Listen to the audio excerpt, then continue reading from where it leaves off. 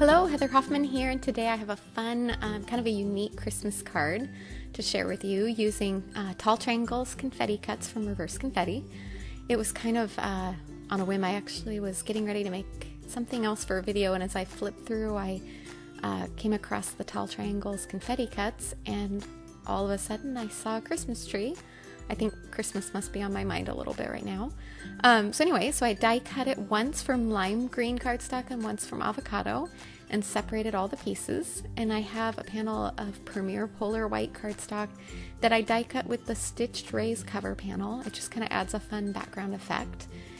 And I'm alternating back and forth between the two colors of the cardstock. The great thing with doing this is you could take all those extra pieces and assemble them and make a whole nother card with all the extra pieces because they'll fit back and forth together. So once I have them inlaid together, I have a little piece of press and seal that I'm going to use to quickly pick them all up together, laid together, and then I can turn it over.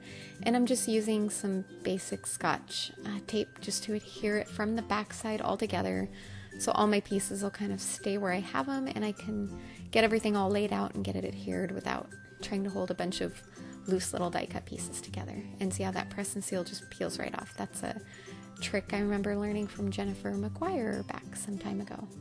All right, now I've also decided I want to put a star on top of my tree. So I use the cute Christmas bear, the coordinating confetti cuts only, and die cut the little star from gold cardstock.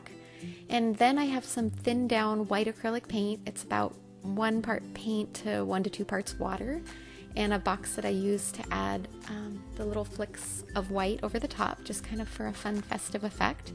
Then I also decided I wanted to add some gold splatter, and for that I'm using my Gansey Tambi Starry Colors palette, and I'm also added some of those gold splatters to my white background just to kind of carry out that effect. I didn't bother with the white because white splatters on a white background wouldn't show anyway, so it didn't seem like it was worth the extra effort.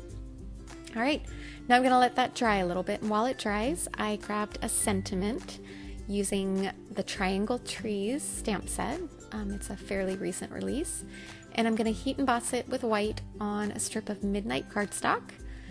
And I like to I keep a panel of black cardstock like this handy kind of all the time, and it's just the width of an A2 card. I just cut a panel or a complete piece of 8.5 by 11 cardstock in half, and then I can quickly emboss my sentiment just along the edge there. It's easier to hold on to a bigger piece and stamp onto that and line it all up, and then I can trim it off like this to get my thin sentiment strips. It's just kind of an easy way, because I often do that with black and heat embossed white sentiments. All right, I still set that aside and let it dry even more just to make sure I wasn't going to smudge anything. And now that it's dry, I held it in place where I wanted it just with some simple post-it tape. And I'm using my paper trimmer to trim off the excess. You could also turn it over to the reverse and just use scissors, but I like using my paper trimmer because I can't cut a straight line very well. And now that I have it trimmed off to fit that front panel, I'm going to adhere it onto my card base using some good sturdy adhesive. And I thought about putting it on foam adhesive, but I decided I wanted to pop the sentiment up with foam, and so I decided to place the tree just right on my background. And then a little dot of liquid adhesive is the perfect way to adhere that little star at the top. And then I'm going to adhere my sentiment strip with some foam adhesive, like I mentioned, to pop it up. And I just quickly trimmed it off with my scissors to the width of my card. I think that one actually, I know I just said it was the width of an A2 card, but I think I'd actually turned that one the wrong way, so it was a little bit wider. So I had to trim a little bit of the extra off. And then I used my paper trimmer to line up and get that extra little tiny bit to make sure I had a straight line on there. And I trimmed some thin strips of foam adhesive and adhere that into place, and then adhere that whole panel on my white card base.